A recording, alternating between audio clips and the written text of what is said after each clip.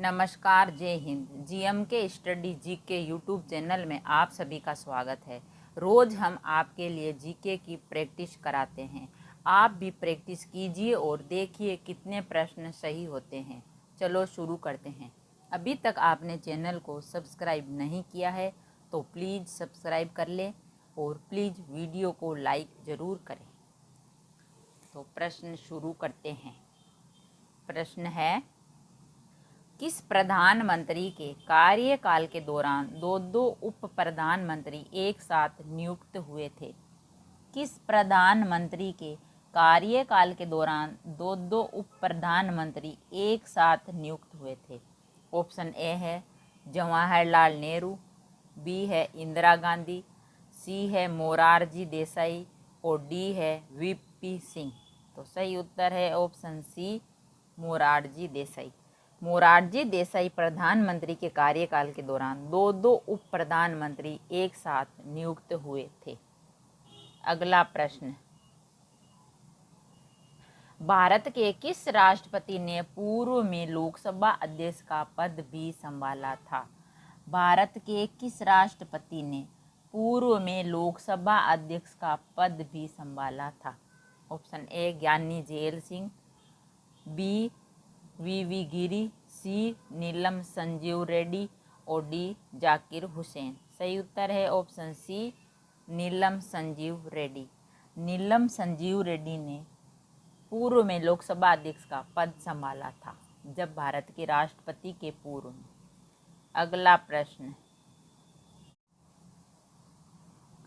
भारत का सबसे बड़ा उच्च न्यायालय है? भारत का सबसे बड़ा उच्च न्यायालय है?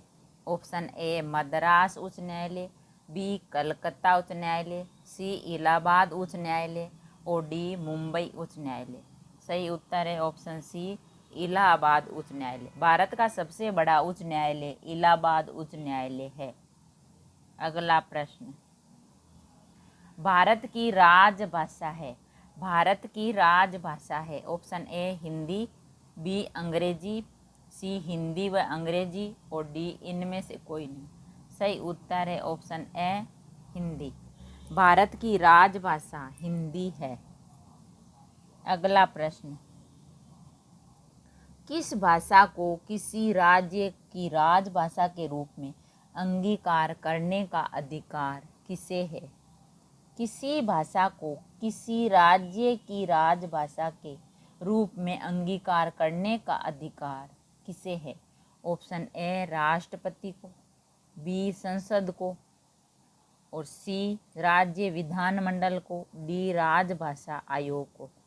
सही उत्तर है ऑप्शन सी, राज्य विधानमंडल को।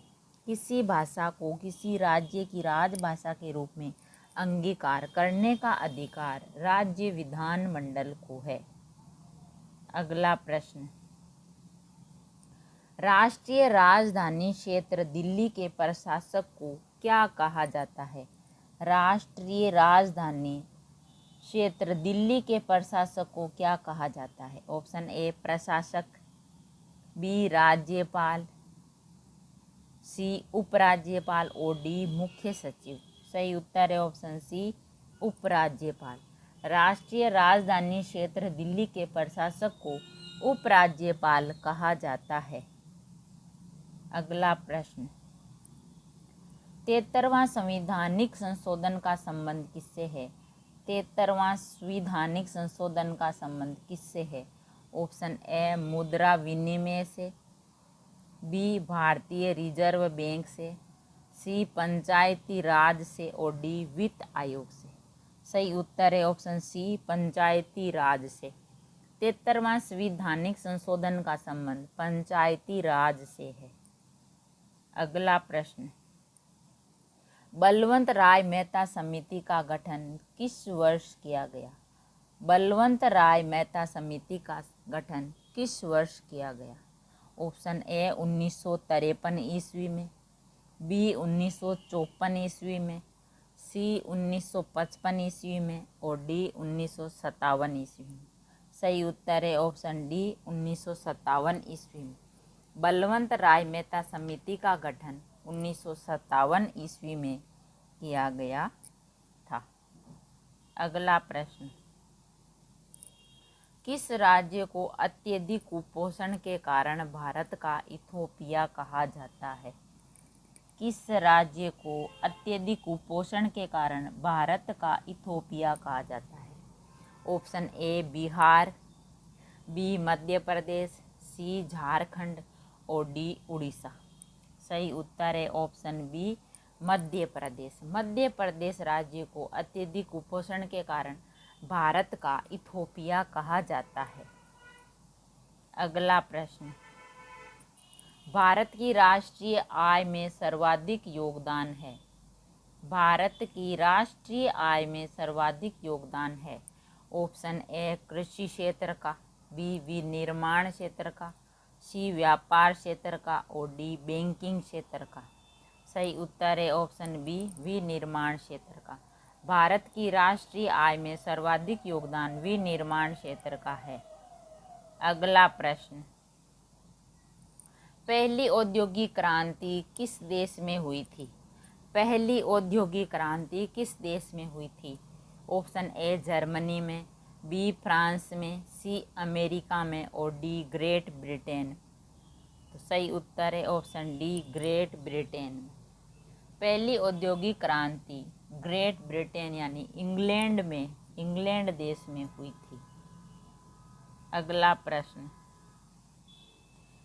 भारत में सबसे बड़ी तेल शोधनशाला कहाँ है? भारत में सबसे बड़ी तेल शोधनशाला कहाँ है? ऑप्शन ए बेरोनी में, बी जामनगर में, सी मुंबई में और डी कोयली में। सही उत्तर है ऑप्शन बी जामनगर में। भारत में सबसे बड़ी तेल शोधनशाला जामनगर में है।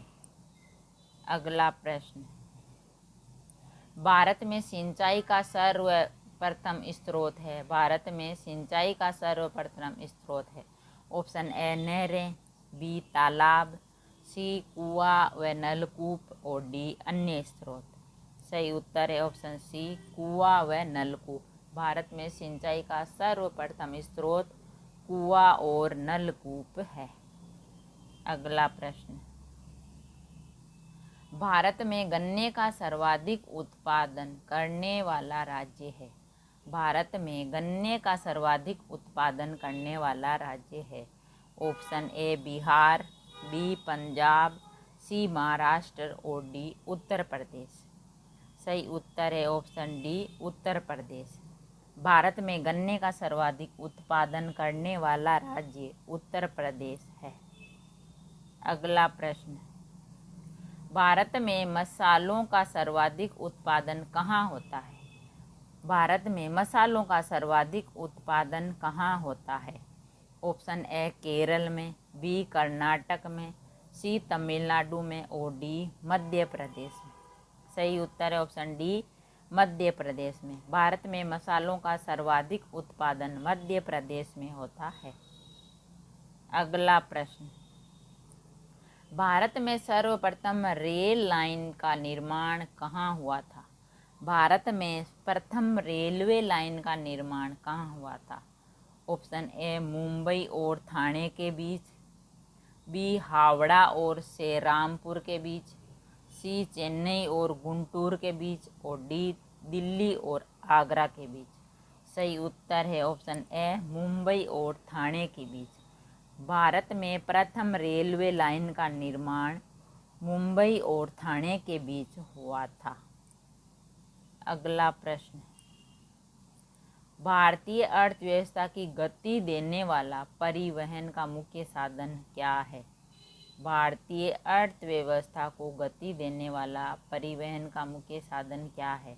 ऑप्शन ए रेलवे, बी पानी के जहाज, सी साइकिल और डी बैलगाड़ी। सही उत्तर है ऑप्शन ए रेलवे। भारतीय अर्थव्यवस्था को गति देने वाला परिवहन का मुख्य साधन रेलवे है। अगला प्रश्न, हुमायूंनामा पुस्तक किसने लिखी थी? हुमायूंनामा पुस्तक किसने लिखी थी? ऑप्शन ए हुमायूं ने, बी गुलबदन बेगम ने, सी बाबर ने और डी अकबर ने। सही उत्तर है ऑप्शन बी गुलबदन बेगम ने। हुमायूंनामा पुस्तक गुलबदन बेगम ने लिखी थी। अगला प्रश्न, मदर टेरेसा के बाद किस भारतीय ने नोबेल पुरस्कार प्राप्त किया? मदर टेरेसा के बाद किस भारतीय ने नोबेल पुरस्कार प्राप्त किया? Option A P Sathasivam, B है फुल्ली नरीमन, सी है कैलाश सत्यार्थी और डी है के राधाकृष्णन। सही उत्तर है option C Kailash Satyarthi. Mother Teresa के बाद कैलाश सत्यार्थी ने नोबेल पुरस्कार प्राप्त किया था। अगला प्रश्न, भारत का राष्ट्रीय आदर्श वाक्य क्या है? भारत का राष्ट्रीय आदर्श वाक्य क्या है? ऑप्शन ए सत्यमेव जयते, बी वंदे मातरम, सी जय जवान जय किसान और डी जय हिंद। सही उत्तर है ऑप्शन ए सत्यमेव जयते। भारत का राष्ट्रीय आदर्श वाक्य सत्यमेव जयते है। अगर वीडियो अच्छा लगा तो लाइक और शेयर ज़रूर करें। ऐसे ही और वीडियो देखने के लिए चैनल को सब्सक्राइब करें। थैंक यू, धन्यवाद।